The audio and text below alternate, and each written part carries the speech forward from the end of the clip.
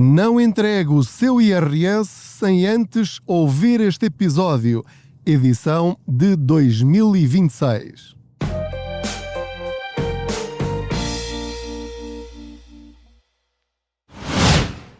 Sabemos que não é suposto um anúncio começar assim, mas comece por decorar isto. Conta com 40. A sério, depois explicamos. Conta com 40. Decorou?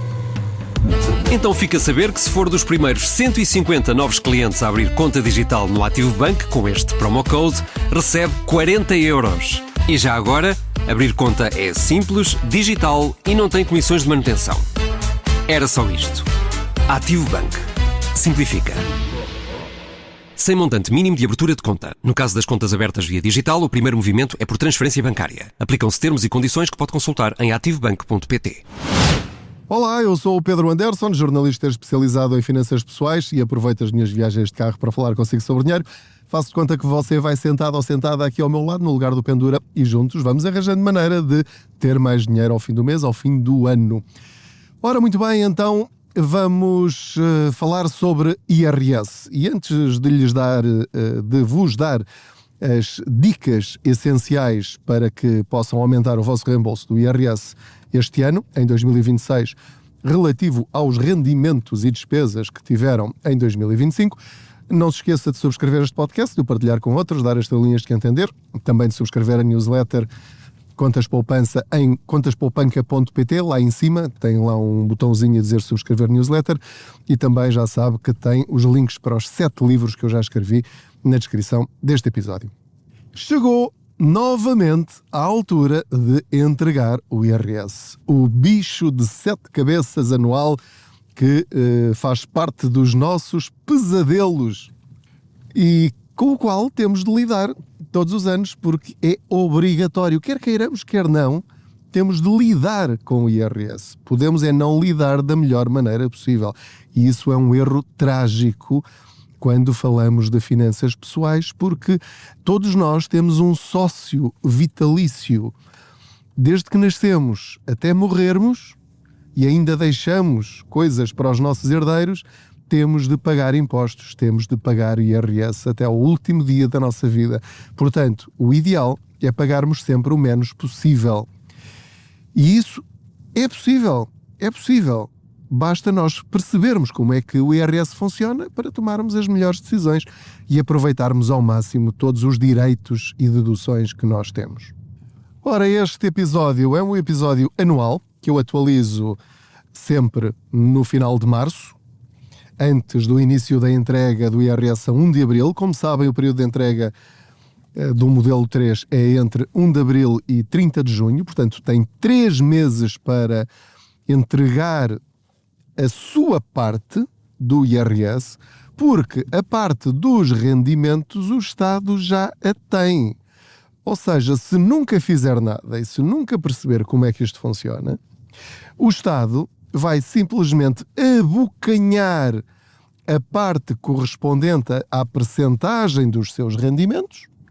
Se nunca fizer nada, o Estado vai abocanhar a parte correspondente ao escalão, à percentagem de imposto que tem de pagar em relação a tudo aquilo que ganhou no ano anterior.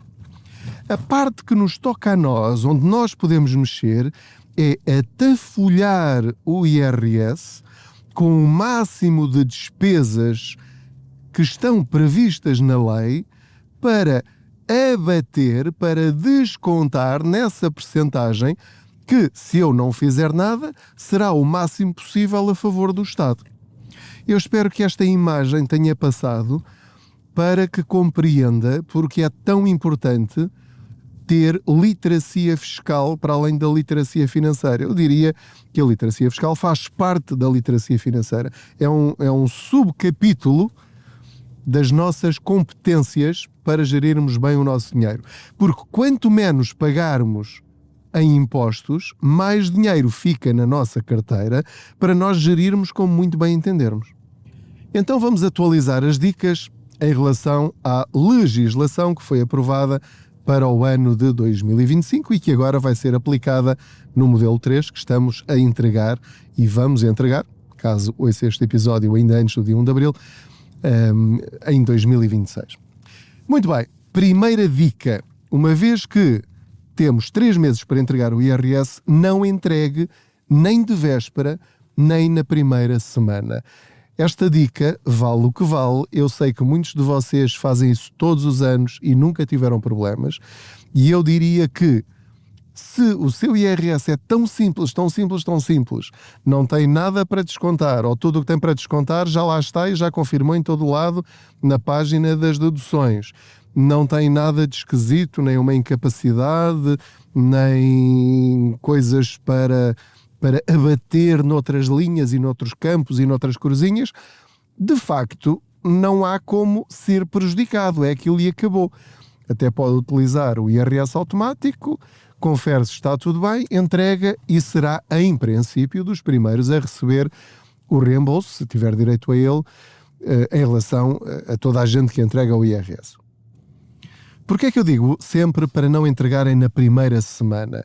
Porque o sistema informático é atualizado todos os anos e quem trabalha em informática, não é o meu caso, mas trabalho com computadores e programas informáticos, sei que muitas vezes uma atualização dá origem a uma série de bugs e esses bugs podem comprometer a qualidade das contas.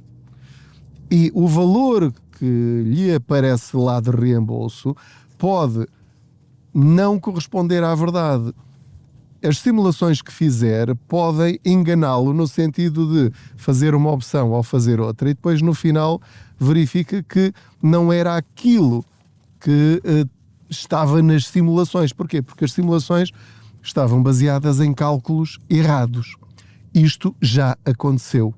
Por isso é que eu insisto.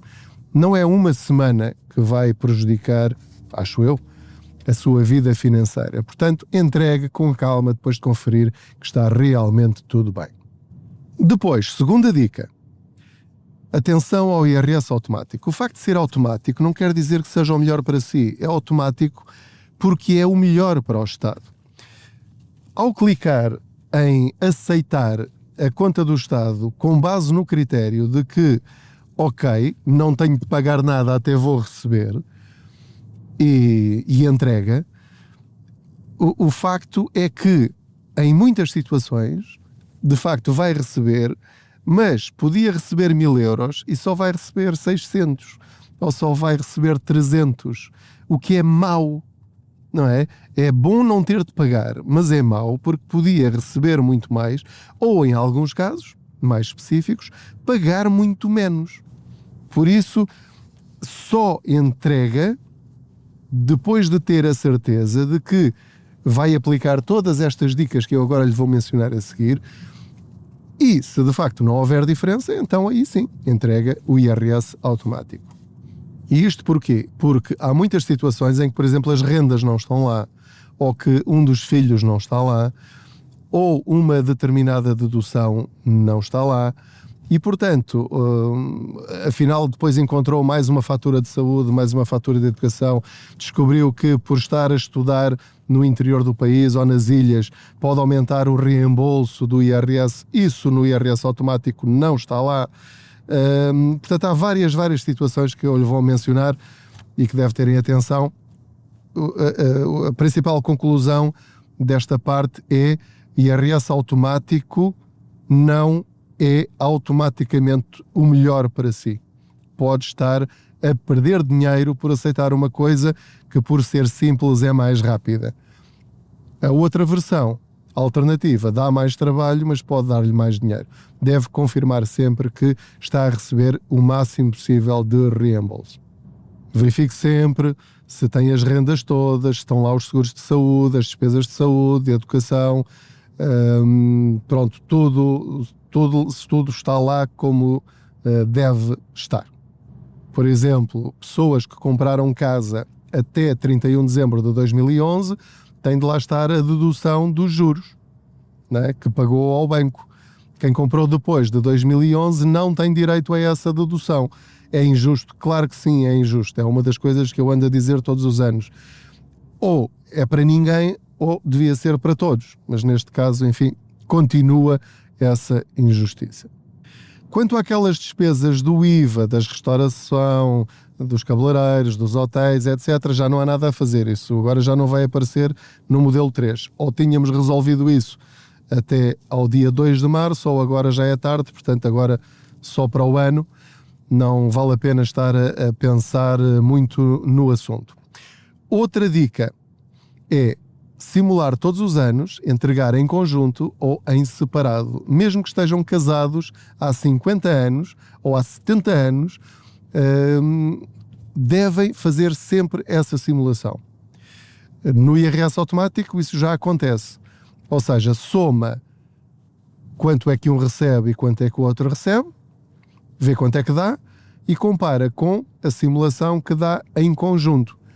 Não há problema nenhum em determinados anos escolher entregarem os dois em separado, apesar de estarem casados. Não tem nada a ver.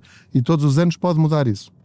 Se não tiver direito ao IRS automático, então tem de simular sozinho, simular o outro sozinho e depois simular em conjunto e depois chegar exatamente à mesma conclusão. Mais uma dica, o famoso englobamento, que eu acho que ainda há muitas pessoas que não sabem o que isto é. Quem tem rendimentos mais baixos, abaixo do escalão dos 28% do IRS, e se tiver depósitos a prazo, se tiver certificados de aforro, se receber dividendos, se tiver rendas de casa, tenha uma casa alugada e recebe rendas, portanto, se é senhorio, e se o seu rendimento habitual é muito baixo, pode compensar englobar esses juros que recebeu, porque têm taxas específicas e no caso dos depósitos a prazo e certificados de aforro, têm retenção na fonte para a taxa liberatória de 28%. Se englobar isso no seu IRS, em muitos casos pode receber a totalidade ou quase de todo o imposto que ficou lá retido. Conheço dezenas e dezenas de casos de pessoas que têm reformas muito baixas, que fazem isto, têm de apresentar uma declaração, não é? Pedir uma declaração nos correios ou no banco, e preenchem manualmente o modelo 3, portanto têm de recusar o IRS automático, ou mesmo pessoas isentas de entregar o IRS fazem questão de entregar IRS para englobar esses juros e às vezes recebem 600, 1000, 2000 euros de reembolso sem estarem à espera. É brutal. Se não sabe do que é que eu estou a falar, basta pesquisar englobamento no motor de busca em www.contaspoupanca.pt. Já fiz várias reportagens sobre isso e também com vários exemplos práticos para, pronto, basta ler e ver e ficar a saber como fazer. Não tem nada de muito complicado. Mas atenção, não é englobar e pronto. É englobar, simular e depois retirar o englobamento, simular e só engloba se valer a pena para si, como é óbvio. Também tenha atenção a um outro detalhe que é pessoas com rendimentos muito, muito baixos, o facto de englobar faz aumentar os seus rendimentos. Ou seja, há situações muito, muito específicas em que, por exemplo, por €1 pode perder o abono de família, não é? Portanto, muita atenção também a esse detalhe. Mas globalmente pode compensar bastante centenas ou até milhares de euros de aumento de reembolso do IRS. Quero falar-lhe agora do IRS jovem. Se já não é jovem, muito provavelmente tem filhos ou netos, ou conhece jovens, e portanto este ano há uma grande novidade. Essa é a grande novidade em 2026, que é o IRS, pela primeira vez, o IRS jovem vai ser aplicado a todos os jovens até aos 35 anos, para os primeiros 10 anos de rendimentos. Se bem se lembra, até 2024 era preciso ter determinados estudos, graus de estudo, e variava conforme se tinha mestrado, se não tinha mestrado, e pós-graduações e coisas do género. Agora isso acabou em 2025, portanto, se é jovem até aos 35 anos e tem rendimentos, se entregar sozinho o IRS, portanto fora do agregado familiar, vai poder usufruir dos escalões do IRS jovem, em que, por exemplo, no primeiro ano não paga impostos, paga 0 de IRS. Ou seja, ganha tudo limpo, à exceção da Segurança Social. É, de facto, um apoio brutal. Atenção a isso, também tem um artigo só sobre o IRS jovem e deve ouvir também a entrevista que fiz à bastonária da Ordem dos Contabilistas Certificados, Paula Franco, que também está uns episódios abaixo deste, mas muito próximo, onde ela explica com detalhe o que é que os jovens devem fazer para usufruir ao máximo desse apoio. Vamos falar agora sobre uma dedução específica que muitos desconhecem. Se tiver um atestado de incapacidade multiuso com 60% ou mais de incapacidade, quase não paga impostos, tem enormes descontos no imposto a pagar.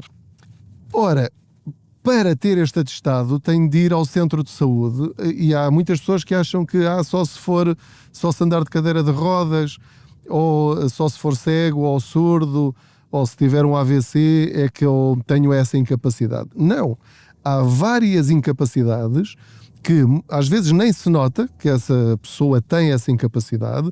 Podem ser problemas de depressão, podem ser a soma de várias incapacidades, um problema num dedo, um problema num braço, outro problema numa perna e mais asma, por exemplo, estou a falar assim aleatoriamente, pode dar 60%. Portanto, não ignore esta outra dica, não é? Que não tem a ver com o IRS, tem a ver com o ter o atestado. Tendo o atestado, é uma enorme vantagem fiscal. Para já, paga muito menos impostos, ponto.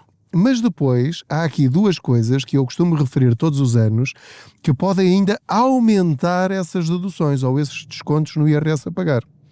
Obviamente, qualquer uma das dicas que eu dou só se aplica a quem faz retenção na fonte. Portanto, só se pode descontar nos impostos que nós pagamos. Alguém que receba o salário mínimo nacional nunca terá reembolso, também porque não paga impostos. Não paga IRS, portanto, se não paga IRS, não tem deduções ou descontos a fazer sobre o imposto que já pagou. O reembolso é a devolução do dinheiro que pagou a mais ao longo do ano anterior. Isto ficou claro? Perfeito. Muito bem, então há duas linhas mágicas, entre aspas, para quem tem incapacidade. A primeira delas tem a ver com a linha 606, no anexo H. Qualquer pessoa que tenha este tipo de incapacidade, ou cônjuge ou o dependente, o que é que tem de fazer? Pega em todas as despesas que estão em saúde na área da reabilitação e vai tirar da linha saúde normal e vai pôr na linha 606. Vai somar também todas as despesas de educação, todas, e vai tirá-las da linha normal do anexo H, onde estão lá automaticamente, e vai colocar na linha 606 e soma saúde e reabilitação com educação e esse valor vai colocar nessa tal linha. Ao fazer isto, vai aumentar automaticamente a limita, ou seja, deixa de ter limite para essas despesas. Enquanto em saúde o limite é 1.000 euros, enquanto em educação o limite é 800 euros, ao pôr nesta linha não tem limite nenhum. Portanto, isso quer dizer que pode descontar, muito mais do que se não tivesse trocado esta linha. Para além da 606, tem a 605, que é o seguro de vida de pessoas que têm uma incapacidade. Em que é que isto consiste? Profissões de desgaste rápido já automaticamente podem pôr o seguro de vida como despesa, como dedução. Mas as outras pessoas não. Não é normal. Portanto, eu tenho um crédito à habitação com o seguro de vida, mas não deduzo em lado nenhum. Se eu tiver incapacidade, eu posso pegar no valor total que eu paguei em seguro de vida em 2025 e posso colocar na linha 605. E há uma percentagem, se não me falha a memória, 15% desse valor, que eu posso deduzir também no imposto que eu tenho de pagar de IRS. Só aqui pode descontar também mais algumas dezenas, quem sabe até centenas de euros. Depois, isto tem alguns limites, não é?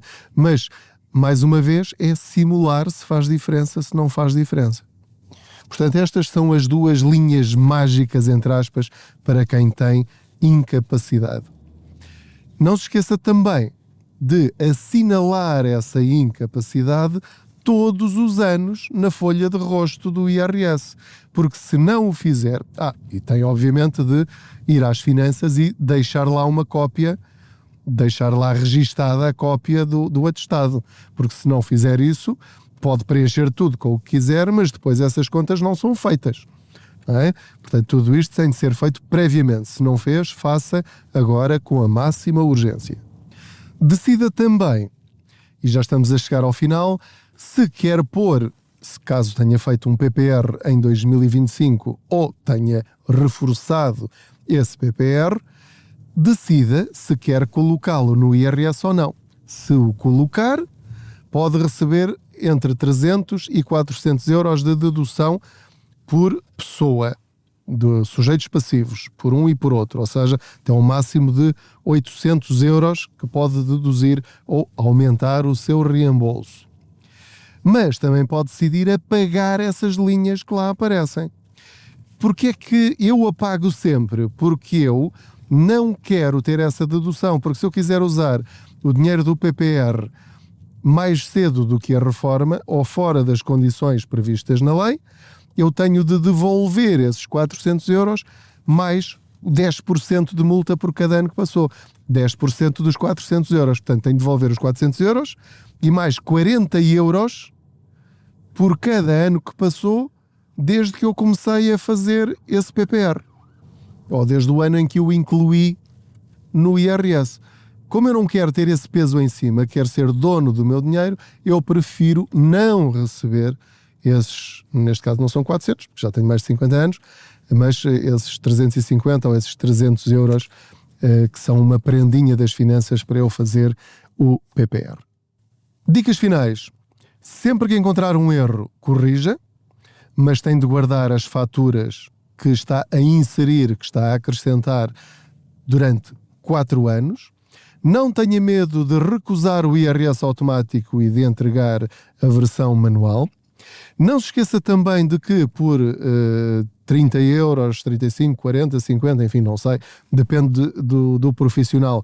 Se não souber fazer isto e tiver receio de estar a cometer algum erro, sobretudo se tiver mais-valias ou coisas bem mais sérias, pague a um contabilista certificado para fazer o seu IRS. Às vezes gastar 30, 40 ou 50 euros pode ajudá-lo a poupar 500, 1000, 1500, 2000 euros. Conheço casos assim. Faça tudo com calma, sem stress, não entregue na primeira semana, reveja todos os detalhes, não entregue o IRS por impulso só para despachar, para ficar livre disso e receber o máximo possível, mesmo que seja pouco. Ou seja, a pressa é inimiga da perfeição e, portanto, essa pressa pode sair-lhe cara, mesmo que não se aperceba disso. A ignorância é muito cara, não é? A preguiça também, e, portanto, não se importe de ter trabalho para ganhar dinheiro no IRS. Depois, se for daqueles mais distraídos, por favor, nem 8 nem 80, ou seja, não entregue nos primeiros 8 dias, mas também não deixe para o último dia. Já sabe que nas últimas 48 horas, dezenas de milhares de contribuintes vão lembrar-se e vão atafolhar o portal das finanças e aquilo vai bloquear. E se entregar fora do prazo, perde direito a muitas deduções. Portanto, se tiver de entregar uma declaração de substituição por ser fora de prazo, há coisas que já não vai receber. Pode entregar na mesma, mas vai ser prejudicado. Portanto, fazer as coisas no tempo certo, de forma equilibrada, com profissionalismo e competência enquanto cidadãos e enquanto contribuintes. Antes de terminarmos mesmo, queria só alertar para algo que nunca falei em lado nenhum, é a primeira vez, que tem a ver com os emigrantes portugueses que trabalharam no estrangeiro e que agora têm reformas do estrangeiro ou que trabalham no estrangeiro, mas que mantêm a morada fiscal cá. Estas pessoas têm de entregar o IRS, é obrigatório, porque um reformado da França ou da Alemanha ou de outro país qualquer, dos Estados Unidos, de qualquer país do mundo, ao ter residência cá, ao viver agora em Portugal, é obrigado a declarar no anexo J todos os rendimentos que recebe do estrangeiro. Alguém pode pensar, mas eu pago os meus impostos lá, não tenho de fazer isso. É um desperdício. É obrigado por lei a fazer isso. A autoridade tributária, disse-me a bastonária da Ordem dos Contabilistas, está a ficar melhor cada vez mais no cruzamento de dados, e agora estão a chamar dezenas de milhares de reformados que nunca entregaram o IRS porque pensavam que não era preciso.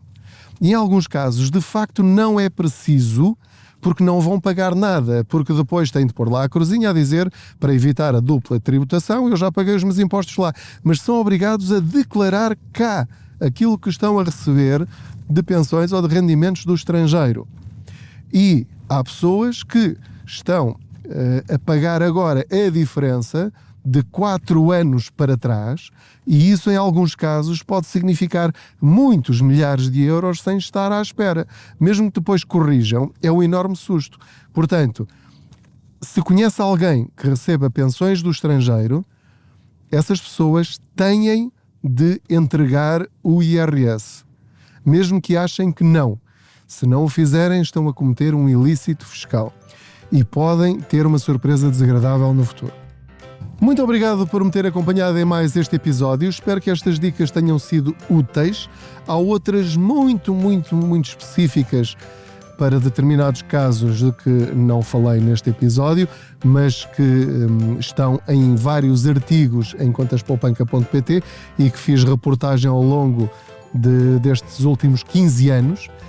E, portanto, se houver alguma situação muito particular, pesquise no motor de busca em contaspoupanca.pt, porque provavelmente vai encontrar.